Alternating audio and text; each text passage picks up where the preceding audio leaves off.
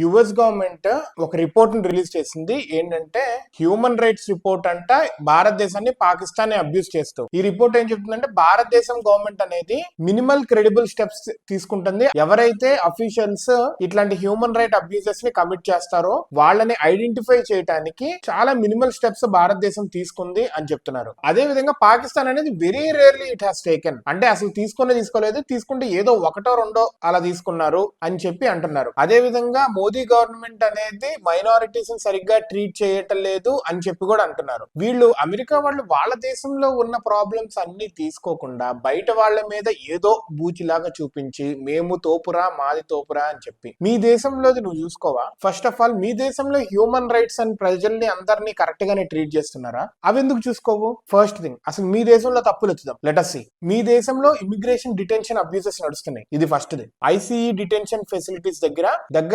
500 such instances జరిగినాయి.